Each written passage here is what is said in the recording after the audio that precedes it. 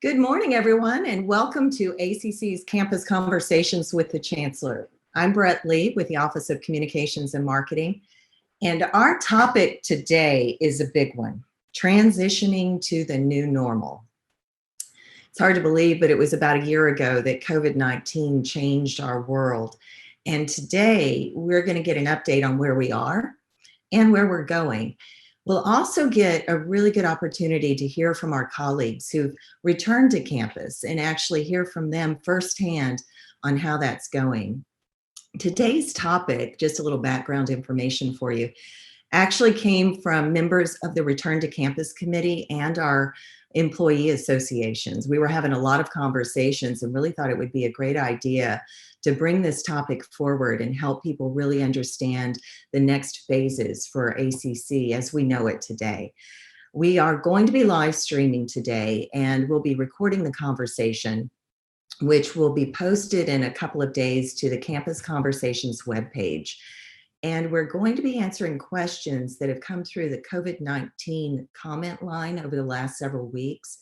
We do hope to save some time today to answer your questions. If you have questions today, please go to the Campus Conversations webpage and leave it in the comments section.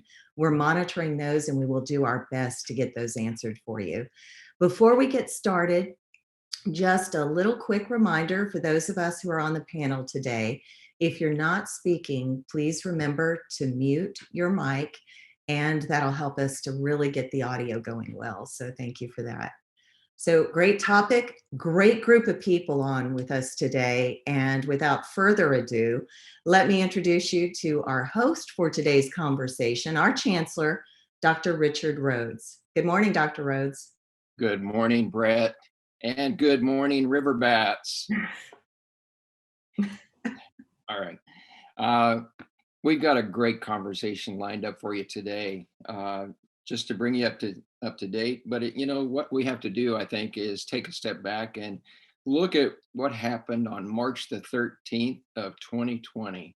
With that point in time, we were faced with a health crisis, a pandemic that is attacking the nation, attacking the world, and we had to deal with it.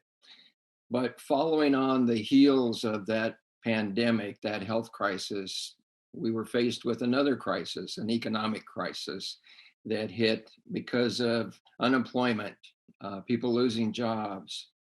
So all of a sudden we have a health crisis, we've got an economic crisis facing us.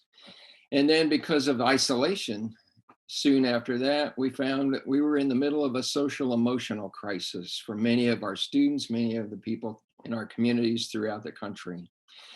And then continuing and facing an escalating environment of racial injustice, that crisis we had to deal with and continue to deal with.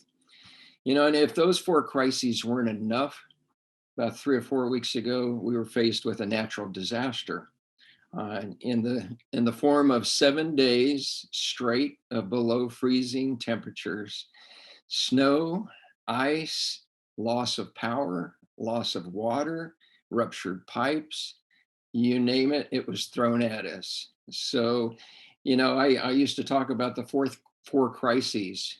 We now have been faced with 5. I've been in this business, I've been in higher education administration for over 40 years. I have never seen, in 20 of those years as a president or a CEO, I've never seen such and I don't want to call it a perfect storm, but I've never seen such a convergence of storms that faced, our college, that faced our state, faced our nation and our community. And so today we're going to talk a little bit about, how we began to deal with it back in 2020. We did a slow and careful approach. We did that because there were so many unknowns. We've never faced any series of crises like this. And so we had to depend on continuous information and updates. Today, we're going to talk more about looking into the future. What is the new normal? Where are we going to go from here, from this point forward, a year after the beginning of this? all of you have heard the governor released, the mandate for masks effective tomorrow. So what does that mean?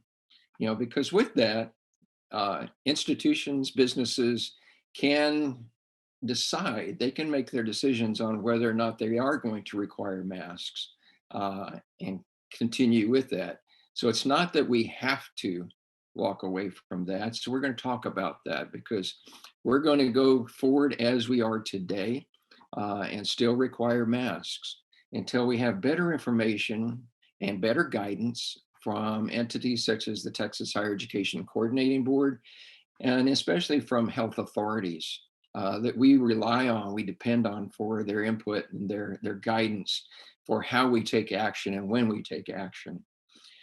We're going to share a little more about what those health protocols are as we move forward.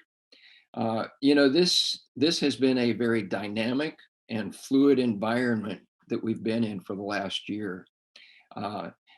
So many unknowns hitting us.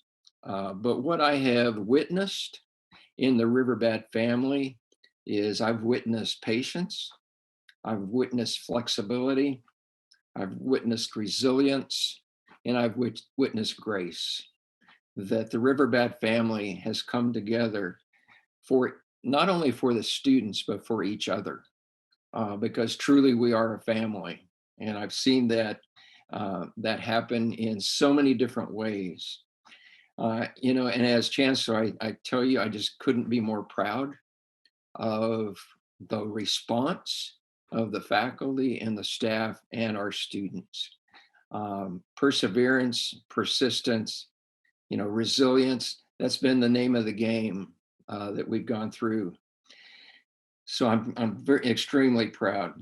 And just as an example, this past weekend, we saw Nina Almasy, who's going to be on the panel today, and the nursing faculty and the nursing students who were out at Circuit of the Americas and helped to provide over 10,000 vaccinations. What a response! What a responsibility we have as ACC to our community, and our faculty and our staff and our students take it seriously. That we are community. We are community. So together, we're navigating the storms. And together we will continue to show not only our community, not only the state, but the nation, what ACC is capable of doing when faced with the challenges that we've been faced with this past year. So with that, I am going to turn it over to Dr. Molly Beth Malcolm, and she's going to take over and talk a little bit about what we've been witnessing on protocols and what we may face in the future.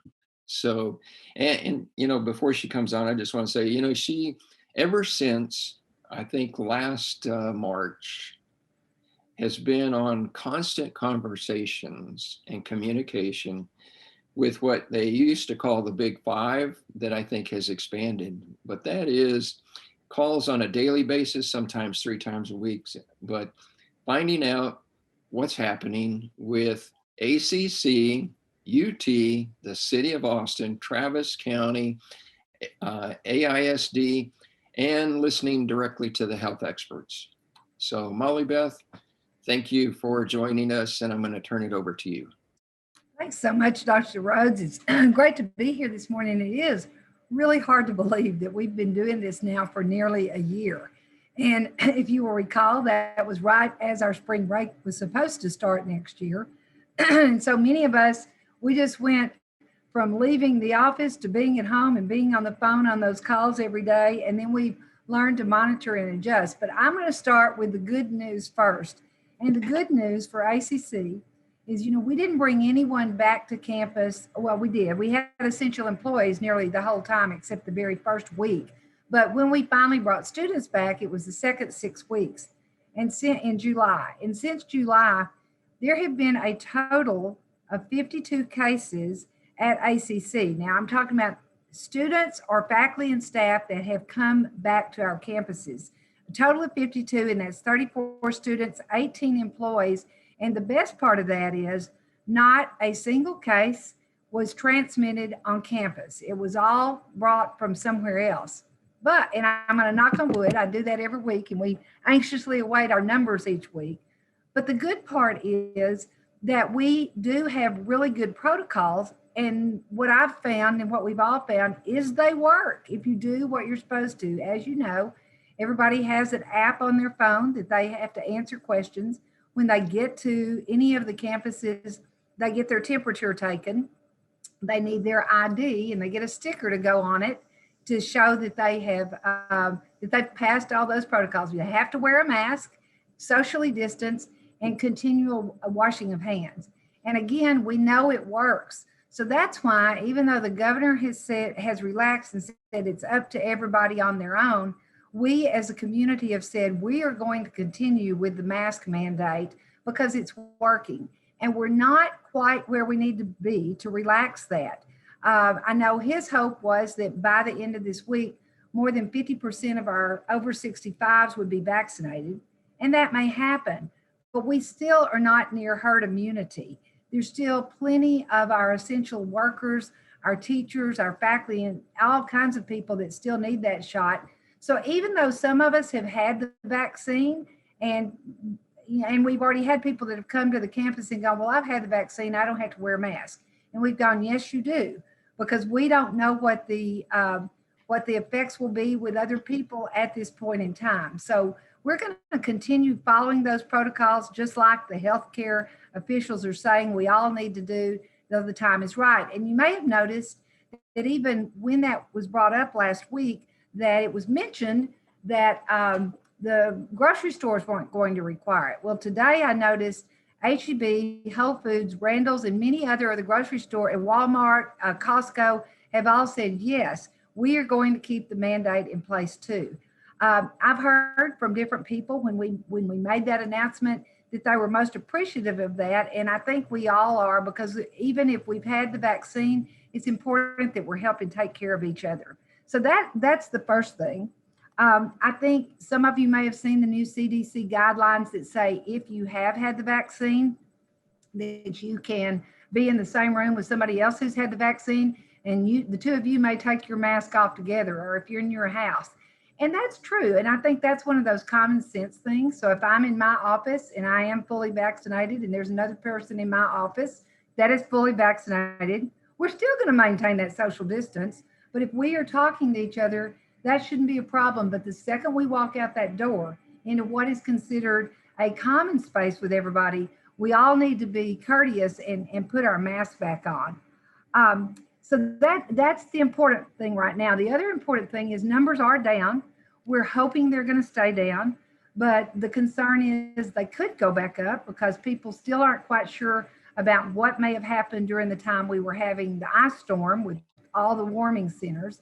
And we know that we're going into spring, it should get better, but we don't want to risk it. And the feeling is, and the hope is, for the first time in a long time, that by the fall, we're going to be able to get back to whatever the new normal is, with the understanding COVID's not going away. It's going to be like flu. And more than likely, we're going to have to take booster shots and continue to know that it's going to be around. But by this summer, by May to June, anybody who wants the vaccine, hopefully will be able to get that vaccine. And just so you know, most of our nursing students that were in clinicals were some of the first ones that were allowed to get it because they were considered 1A, which enabled them to be ready to help with all of these clinics. We've been able to get our 65 and over faculty staff members who've been coming to the campus on a daily basis to get the vaccine. We're trying right now on other faculty and staff. As you know, the new guidelines are public school teachers, child care workers, and public school employees can. And guess what? As usual, community college, we kind of fall out there in our own world. And so we weren't included. And yet we know that we have faculty and staff who actually go to the high schools. And we have high school students who will be coming back on our campuses.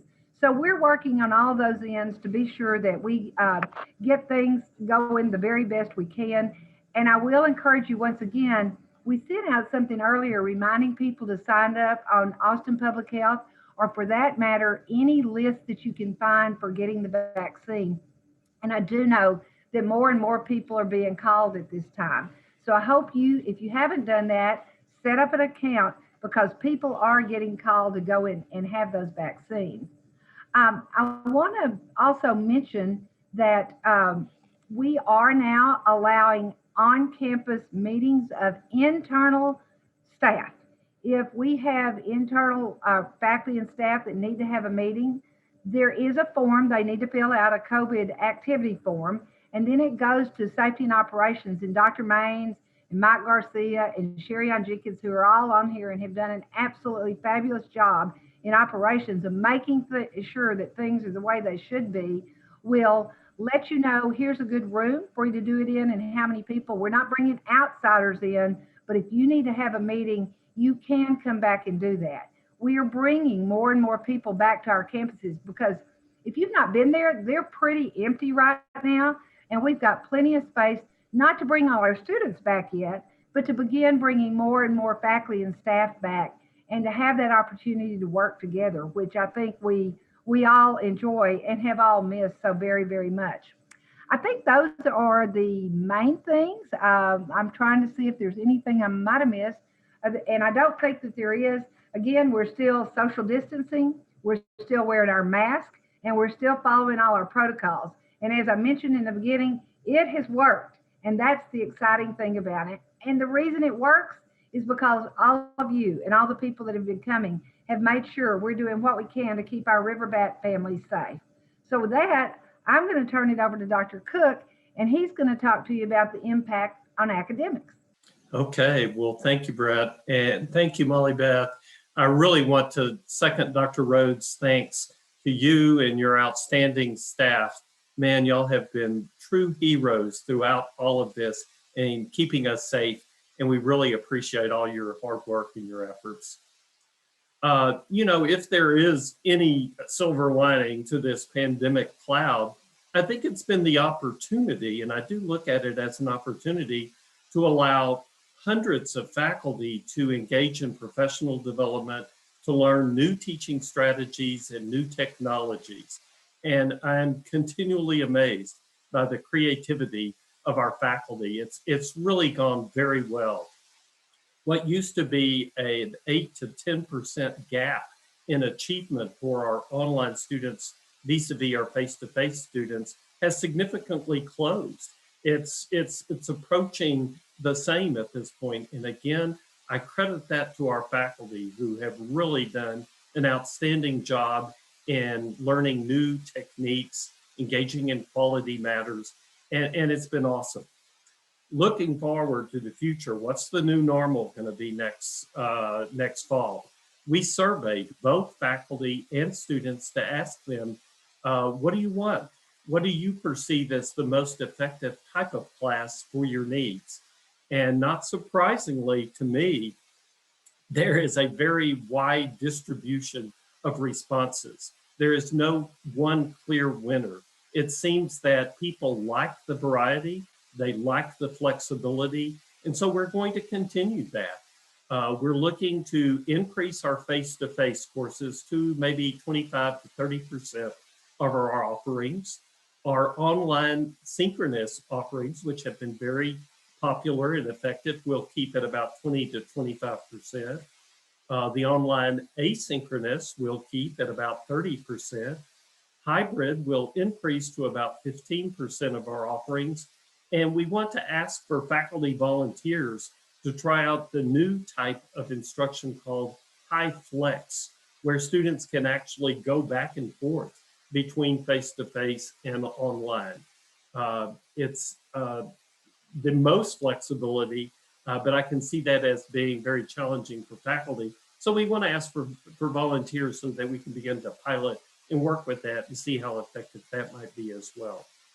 In terms of results, enrollments are down, and especially enrollments in some of the students who need us most. Shasta and her staff are going to talk about the wonderful things they're doing to reach out to students and support students. But Students are still living very difficult lives, as you know, very challenging work and home lives, family lives. So continue your grace, as Dr. Rhodes calls it, your empathy for their situations, and work with them as best you can. Really appreciate that. We're going to turn it over to some of our faculty who actually have been teaching face-to-face and can give you an update on that. So let me turn it over to our VP of Instruction, Mike Mitchley, although I haven't seen Mike. Are you online, Mike? I think Good we have morning, the, all. we have the wonderful Dr. Galen Scott with us All right, today. Galen, take it away. Mike was unable to make it this morning, so he Okay. asked me to step in. And I know y'all don't want to hear from me. You want to hear from the faculty who are leading the efforts on the ground, who have been troopers about figuring out how to help students learn in settings where hands-on learning is key to success, to moving forward, to achieving their goals. I do want to sort of piggyback on what Dr. Cook said about the faculty and the great work they've done in terms of thinking differently about how to teach. I expect our new normal will continue to embed that different thinking, scheduling classes differently, helping students learn in a variety of ways. So kudos to the faculty who continue to do that great work. Oh, look, and there's my boss. He did join in. There's Mike Midgley. But I'm going to just ignore him and turn it over to Nina to talk about what's going on in nursing, and Troy to talk about what's going on in the welding department, to tell you the good work that they're doing there as examples of how we've adapted. So I'll give it to you, Nina. Thank you. Hi, everyone. Thank you for the opportunity to share some of the good things our nursing faculty and students have been doing. So last fall, when we slowly returned to lab and clinical, of course, there were many unknowns. So I'll start with just a little bit about our lab.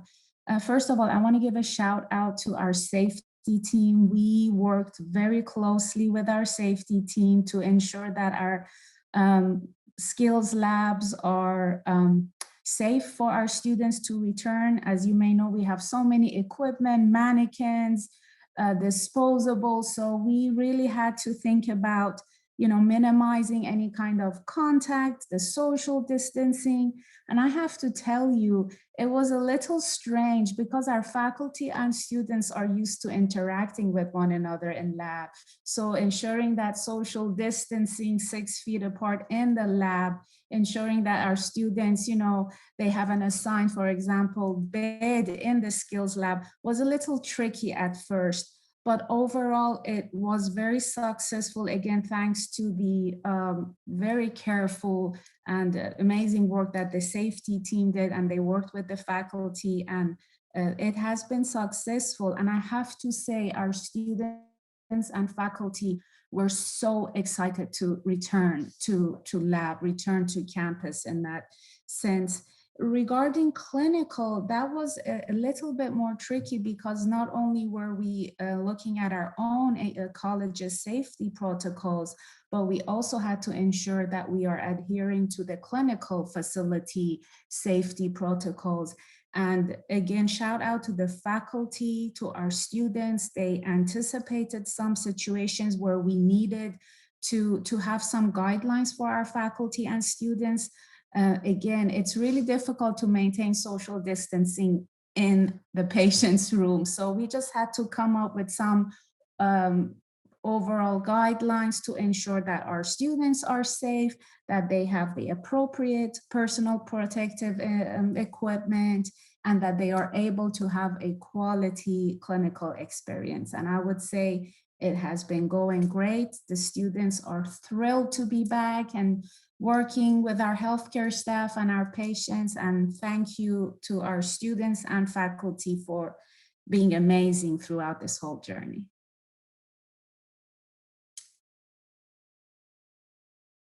Nina, one of the questions that we have coming in just for our faculty who have gone back, what is the challenge? There's been a lot of support, a lot of good work. What would you say is the challenge that you guys have seen? The challenge, I would say, I can speak for the clinical side again. It's a new normal at this time. So before COVID, our students, for example, they were able to go to the specialty units, observe anytime, patients in other rooms that they're not assigned to needed help. Students were so eager to jump in and assist. So we had to kind of set some guidelines and some limitations to protect, the safety of our students and faculty and the healthcare staff. I would say that was one of the challenges, kind of scaling down on the level of contact that the students can have with various, individuals in clinical. And then lab, one of the challenges in skills lab, our students were used to coming to open lab, for example, in big numbers, practice. So having to, use those safety protocols kind of limited how many students can access lab.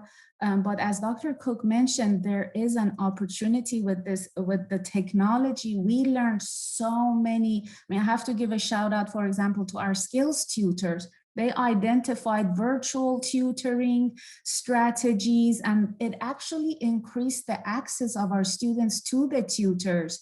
So it's just, I guess, finding that balance of on-site and virtual support for our students.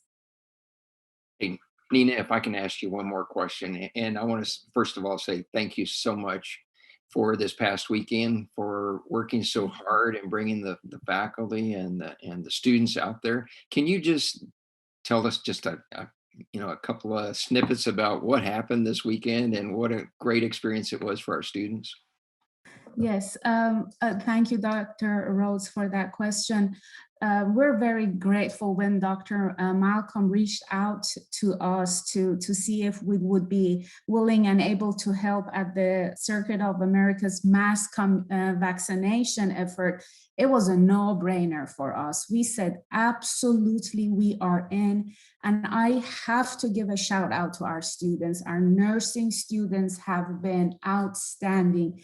We have participated in several vaccination clinics, and students jump on these opportunities. It was just a privilege for our program to be able to serve in that capacity. It was phenomenal, Dr. Rhodes. There were tens and tens of students, and just seeing the positive energy, the individuals coming to get their vaccine, they were so grateful. It was such a wonderful experience to be part of, to contribute to the health of our community.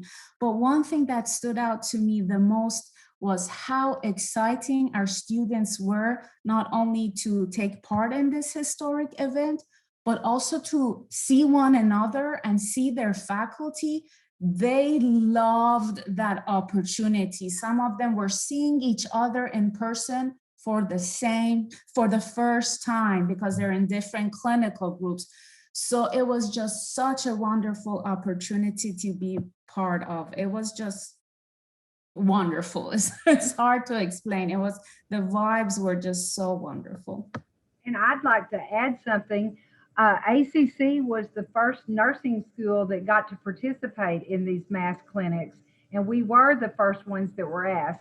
So we received a call yesterday saying how wonderful, outstanding, and perfect all of these nursing students were. And so it was a big shout out and a big plug and a big positive for Austin Community College, because this is the first pandemic in 100 years. And for our nursing students to be the first ones in Austin, Texas to get to help with a mass clinic like this was an amazing honor. I'm going to jump in here and let Troy talk a little bit about some of the work that he has overseen and some of the good work his faculty are doing for their students. Troy. Thanks, Caitlin. It's great to see everybody.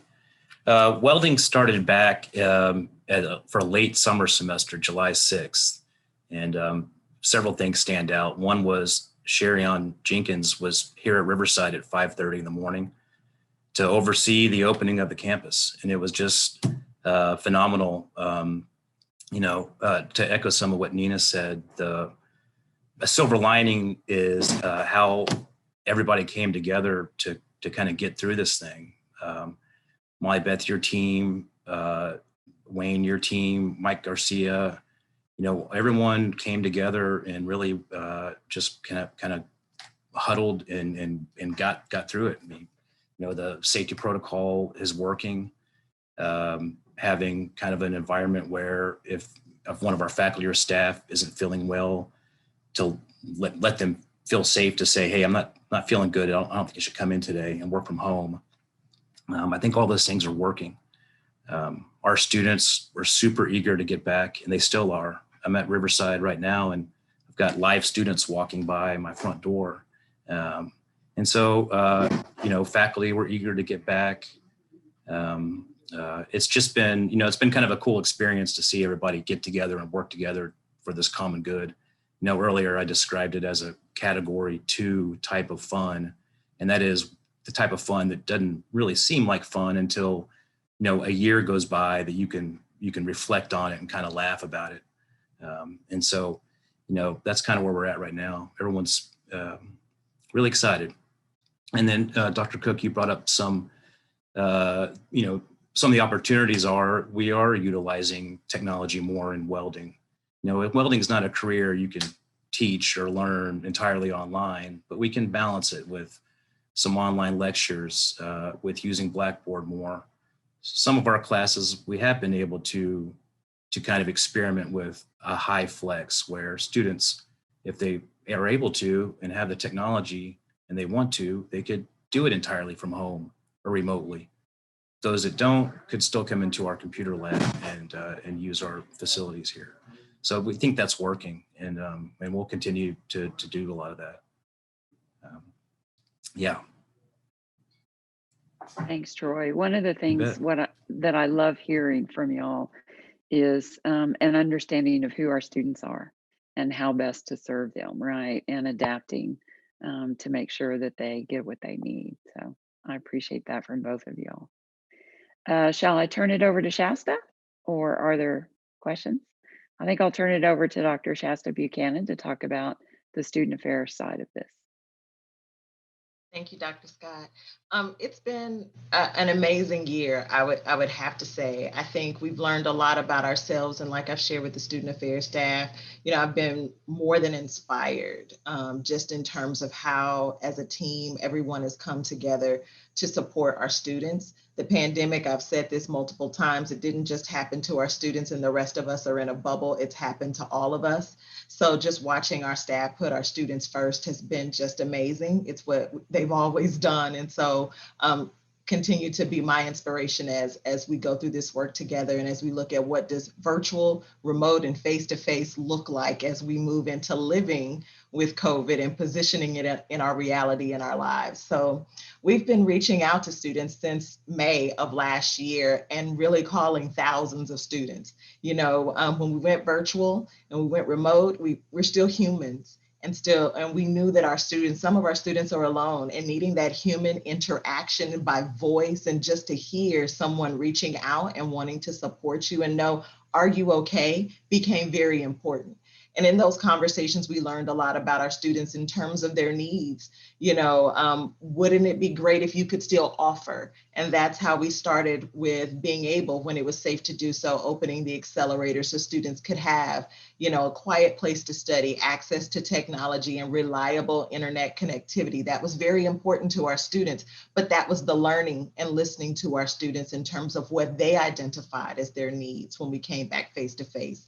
And that becomes important, but also understanding the different modalities in which our students want to be supported. We did conduct a student survey last year as well, where we learned about 2/3 of our students that responded to that survey talked about it would be nice to have this in a face-to-face environment, things like the accelerator in which we're doing for the study space, academic guidance. So that includes our advising team, our coaches, our counselors, testing, tutoring, all kinds of different things that we learned. And again, it's not that it can't work in remote, but again, we are here to support our students. And when they identify their preferences and what works best for them, we want to be able to meet that need, particularly when it's safe to do so. And so I could go on and on and on because I've just watched everything happen in student affairs. And again, I've been so proud of just all that work, but I want to kind of ask Josh and Christine and Dr. Reinhardt just a few questions, and some of these may be familiar. But Josh, you were the first team in student affairs to return back to campus. Can you share a little bit about what that process was like? Campus Ops has been amazing, but could you share a little bit about that process and just what you're seeing with students? And then how did your staff feel?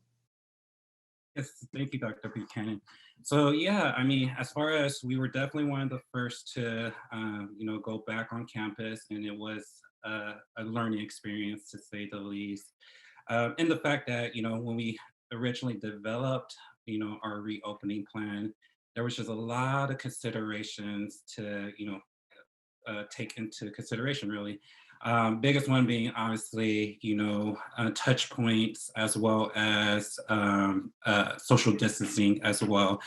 Given that the accelerator is a huge space, there are obviously enclosed rooms and other spaces that obviously doesn't allow for social distancing. And so we kind of had to reinvent in terms of what we wanted to utilize our pods for, and kind of convert them into conducive study pods at the end of the day. And so that's to put as much signage as well as numbering them, in addition to trying to figure out, how does a student go in and reserve a study pod, because that was the biggest thing in terms of being able to locate, where students were as such. And so library services, they had a great system called LibCal. We were able to, piggyback on that and kind of convert that into a way for which we can have a reservation system set up. And so that really was really helpful.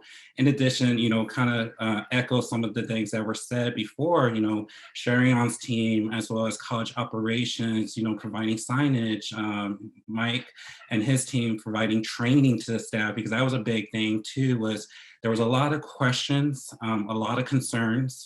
And, and we were told Mike this before, that a lot of that kind of were pacified when we had the training sessions with Mike and his team, as far as him coming in and training our staff in regards to how do we handle certain situations. So again, thank you again, Mike, for providing that.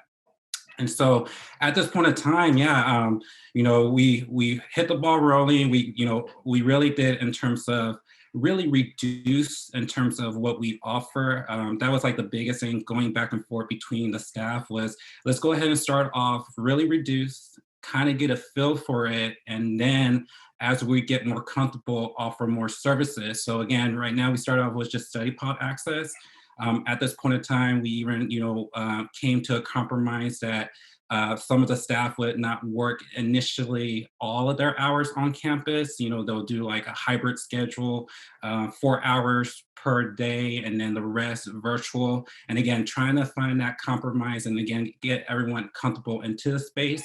But as we are now, going, we started back in initially July, we're, in March now, like the team is very comfortable to a point where, we are looking at providing now other services. One of the things that we're looking into and assessing at this point in time is possibly printing services and whatnot. But again, those are all things that we're still, considering at this point. But overall, I mean, it's been a great experience. I think the biggest thing was, again, there's just such a big collaboration effort amongst everyone to make this a really community effort, to make a space for which is not only conducive to learning, but it's very safe for our students as well. So. Thank you so much, Josh. So Christine, so hearing that and thinking about students coming back to get just that additional support, they need to get out of home because maybe that's not conducive to being able to study and focus. But we also, when we said students were coming back for some of their workforce courses that were on site, the college also made the decision that we needed staff and students to wear their ACC ID on their person and be visible. And so that kind of thrust you into, how do we support students and make sure they get that ID? So can you share a little bit about that experience and students' experience, and how you felt when we started bringing that back on site as a support for students? Yeah, so I'm gonna again mention collaboration, because it did take a collaborative effort at first for us to work together with our teams and our department. We were fully included in the conversation from the beginning and understanding the why. And that was so important. Why are we going back? To get these IDs to students so that they can safely walk around campus. And don't they think it's so cool? They get a cool lanyard to wear and show that they're official. So at first, sure, we're a little nervous about how we were going to feel coming back, how our students were going to react. We were set up in a weird space, we had to make our home away from home. I know I tried to make it as welcoming as possible when we set up this plexiglass and setup of our workspace in a classroom, which we weren't familiar with. And I put up, some signs. I have my keep calm and graduate sign and my, yes, it's okay to smile, because we were at that awkward point of, do we smile at each other? Do we talk to each other? They'd come in and be quiet, but once we really saw how well our campus managers partners were, working that front door and checking our students in safely and checking ourselves in safely, seeing the workspace and the safety protocols set up, then we could kind of leave that part to the side, because we knew we were protected and safe, and really focus on then welcoming the students in.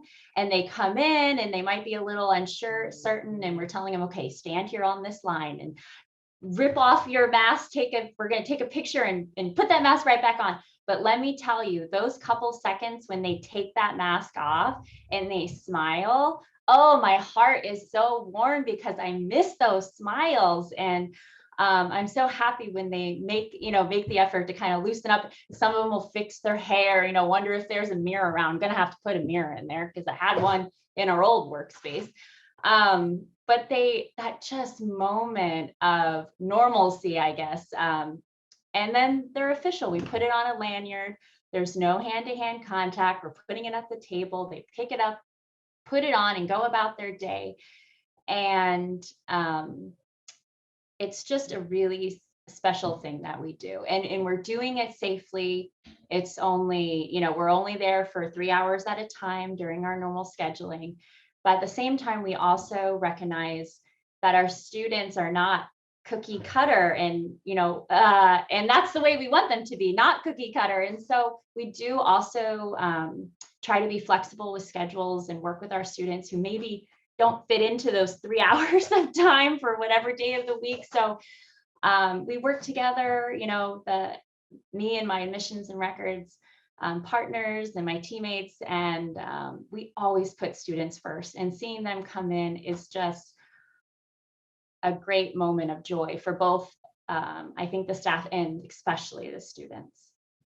Thank you so much for that, Christine. Seeing the smiles, even for that 0.5 second amount of time, is amazing, because it's that just the warmth of knowing we're here for our students, and we see that in the collaboration and how we work and provide that support for students. So Dr. Reinhardt, and thinking about what Josh and Christine and even Nina shared, about that opportunity for students to come together and see each other, they get super excited. It's been missed for over a year. Can you share a little bit? We've talked in student affairs about, what planning looks like, and kind of some ideas of, as we move forward. I shared a little bit about the student responses in the survey about what services that they would like to see face-to-face. Can you share a little bit about what's been happening in the minds when we plan? We meet twice a month, every other week, which includes Dr. Maines and Mike Garcia, just so we can all be a part of that conversation. Can you share a little bit about some of those discussions of what we're thinking about as we plan? Yes, thank you. I first want to say that we really do appreciate, I see Troy here, I see Nina and Mike. This is really collaboration, and the compassion that all these folks have for our students is amazing. Even Christine Hall, I think this week, email about a student, and it's just amazing how we all come together to put students first. So I just really want to shout out to all the people on this call, because I know they're being compassionate, they're showing grace, and they're being flexible with their students. And students really do appreciate that, because they'll send an email back and say, thank you so much for reaching out. I feel that I'm really being supported not only inside the classroom and outside the classroom. So I just want to say kudos to everybody because, we are changing people's lives, and it's because of the care that each of you provide. It's just amazing. So I just wanted to say thanks to Mike Garcia and Dr. Maines because they have really been helpful for us. And I want to say Josh, because Josh did a great plan for reopening. And so we kind of followed that model when we developed our plan for TS for the testing centers. And so we do meet with Mike Garcia and with Dr. Maines on a 2-week basis, just to kind of talk about plans, what it would look like if we did come back. And so, and I think for staff, they were a little worried, right, that we were going to kind of come in at 100%. And we're just assured them that we're going to do it safely for themselves, for the staff, as well as for students. And so, we're thinking about how do we reimagine our spaces, because we know we can't come back all at one time. So we reimagine our spaces, maybe coming back in a team modality. So we have like maybe team A come for 2 weeks and then team B come for the next 2 weeks and things of that nature, just because that'll help with social contact tracing. So we're just trying to be really creative in how that will work. So we are really listening to what students need. And so that really makes us look at renewed efforts and strategies and how can we accomplish this for students. And we talk about the digital divide for our students. I mean, I know for me, I'm trying to get a COVID shot. I was on the computer for 3 hours last night with 3 computers up for all my family members. And that's that we have technology. We were able to get an appointment, but I just think about people who don't have that ability, who aren't able to do that. That's a challenge. And so for us, for new students, we do have the ability to do testing remote, but a lot of students don't have a computer. And so that was part of the outcome of the survey was students would love to take the TSI test online, in person, excuse me. So we have decided to do that and we have started those efforts. We had some students last Friday. Finally, we got some students to come in and staff felt very safe. Students were in compliance, they wore their masks, they social distance. And so it's those efforts, the little challenges we had along the way with faculty, with staff not wanting to come back, they really see the result of why we need to do this for students. And then just the communication with other departments, working with high school relations, they just reached out and said, hey, we have some students who are seniors and they need to graduate from ACC and they need to take their CLEP. So we kind of explored how do we do CLEP testing for them. So we had some high school seniors who needed to get their ACC degree as well as their high school diploma. And so that was really important. So it's those important conversations that really help us gauge what we need to do and be innovative so we can get back to whatever the normal is going to be for us moving forward, so we can really meet the needs of our students. And it's just been an honor to work with all these people because we all work together and communicate and decide how can we get students back so they can continue on their path. Thank you so much, Dr. Reinhardt. Brett, Jessica, I'm turning it back over to y'all. Thank you guys very much. And I'm just going to punt it straight to Dr. Rhodes. Dr. Rhodes, we have about a little over 10 minutes for questions. And I want to let everyone know that we have well over 300 people watching us right now. Back to you, Dr. Rhodes. Great. And thank you all. I've never been surrounded by such a creative, innovative, dedicated, passionate faculty and staff as we have right here at ACC. And we do have a few questions. So I'm going to start with one here that says, what's going to happen with commencement this semester? And so it is going to be virtual, and I'll let Shasta kind of expand on that for just a minute. So yes, so commencement for spring 2021 will be virtual this year. We worked very hard to try to have a face-to-face commencement experience for students. But again, based on the different facilities that we use external to ACC, that opportunity kind of moved away. And so we needed to be able to quickly ramp up to provide an experience for our students. I will share that just yesterday, we have a very committed and dedicated team that are always trying to identify ways to still give an experience where our students feel warmed and welcomed that kind of give some semblance of what they have become accustomed to in a face-to-face. So just know you have an incredible team of people that are trying to create that virtual experience for you, as well as the opportunities as it relates to photography and other ways in which we can share and celebrate you. So that hasn't gone out of the way, but we will be virtual this year. It is Saturday, May 14th. All right. All right. Keep that on the calendar. Saturday, May 14th.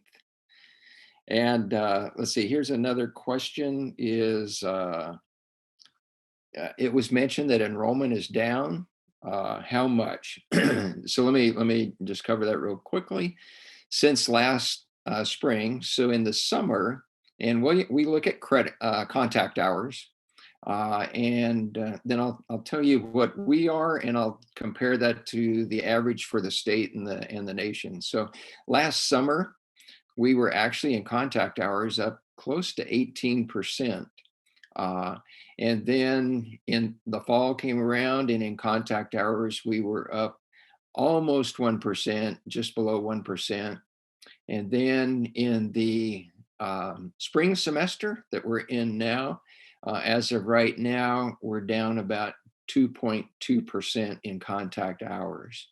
And then in comparison, so I've been in calls with the other community college president CEOs in the state of Texas, and also on AACC board. So I'm hearing from, on a national perspective, what's happening. On a state perspective, for the fall semester, the average enrollment dip, so the average down for community colleges in the state of Texas was about 8.5%. The numbers for the spring are just now coming in from the colleges, but it appears that it's going to be higher than 8.5% down for community colleges. So latest I'm hearing is it could be as much as 10% average for the state. And that's pretty much parallel on a national perspective, is that on a national basis, it was about 9% for the fall semester down for community colleges. Spring semester, what I'm hearing is anywhere from about 6% down to as high as 20%. And so we have fared well comparatively, but we're never going to be satisfied with that, because as was mentioned earlier, some of the most needy populations that we need to impact, low income, those that have become unemployed, we've got to reach them and get them back into higher education to get the right skills, the right types of transformational skill sets necessary to get them back into the workforce as quickly as possible. And so that's where we are with that. Another question is, has the college considered partnering with a vaccine producer? And I don't know if Molly Beth or Nina want to respond to that. Molly Beth? I'll try. We are reaching out in every way that we possibly can. As far as a vaccine producer, that has not been the conversation. The conversation has been different hospitals, different clinics, different pharmacies have had access to the vaccine. We have let them know that we are available and would love to sponsor a clinic at ACC.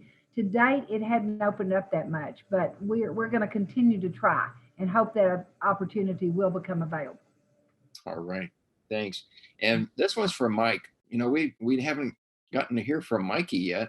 And so this question is, as we look at moving towards the fall, and scheduling of classes, Charles talked a little bit about what we would like to see. Where are we with that?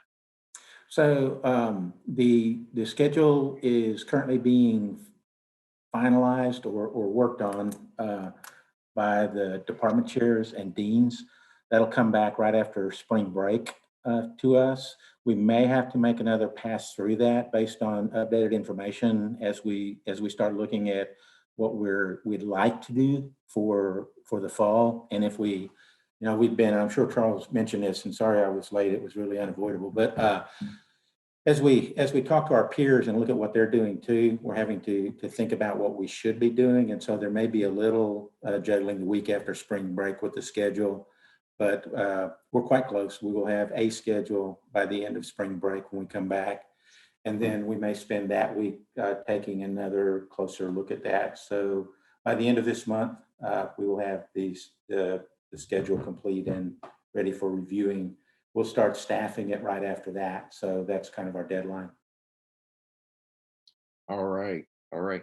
You know, one of the other questions is, are we going to be able to open up Highland Phase 2 and the Rio Grande campus, building 1000 for fall? So for Highland Phase 2, we should be fully open for the fall. I believe the plan is to have Rio Grande also open for the fall, but I know we keep looking at that date. I mean, that's been a moving date for us for some time. You know, beginning with the onset of COVID, everything slowed down. So, but I believe we're still on track to be able to do courses there in the fall. I might defer to Neil a little bit on that one just to be sure, but I think so. Yeah, and But definitely Phase 2. Yeah. I would just add to that, you know, that's been a challenging for our contractors too.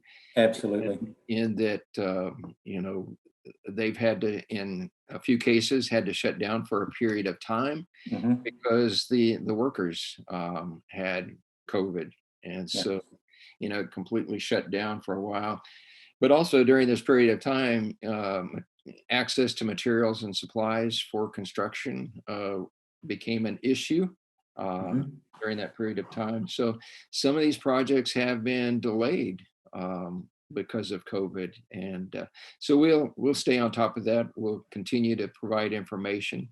One of the other, and we're almost on time, is update on the winter storm and how we're coming out of that. So the way that we've come out of that is we are in good shape. Again, thanks to the wonderful operations team, Dr. Maines, Sherry on, Mike, and all of the rest of those teams. So at Eastview, we are able to go back into building 1000 now. There's still some fans and different things there going on. Our child lab school had a lot of damage, so it's going to take a while to repair. And at Cypress, now building 1000 will be open up by next week. It appears the biggest damage was to one of our buildings that wasn't completed yet, and that's building 3000 at Highland. So that's where Austin PBS and the administration ultimately will be moving. And so our timeline has been set back on that. And our hope is by September or early in the fall semester. But again, we've had, and I'll remind everybody that if you missed it during the storm, we had people living on these campuses 24 hours a day during the storm, or we would have had a lot more damage than we did. So they were able to catch things as it was. And I can't say enough good things about our police department, our safety and operations people that were on constant standby and working throughout the storm. All right. Thank you, Molly Beth. And I had the wrong date for commencement. It's actually Saturday, May the 15th. Is that right, Shasta? Okay. That is correct. I'm sorry about I that. apologize. All right. We are running out of time, but I just want to say thank you to everybody that's been on this conversation. I hope it's been helpful to you, the ACC Riverbed family, faculty, staff, and students who have been listening to us. 350 is what Brett tells me have tuned in to hear us. And so I really appreciate it. But once again, let me just say, never in my career have I been surrounded by this kind of a team, a family of dedicated, innovative, creative, passionate, grace-giving individuals as we've got at ACC. What an amazing Riverbat family. And thank you all. I'm going to turn it back over to Brett now. And you're on mute. Well, someone had to do that. it's got to happen in a Zoom call. Thank you, Dr. Rhodes, and thank you everyone who's on the panel, everyone who's tuning in. Thank you to the Return to Campus Committee for coming up with this idea for a conversation. And I want to remind everyone this was taped, so it will be available from the Campus Conversations website. And if you have ideas for future conversations, let us know. That's why the comment section is on there. So with that, we are 100% on time. So thank you, everyone, and go have a great day. Take care.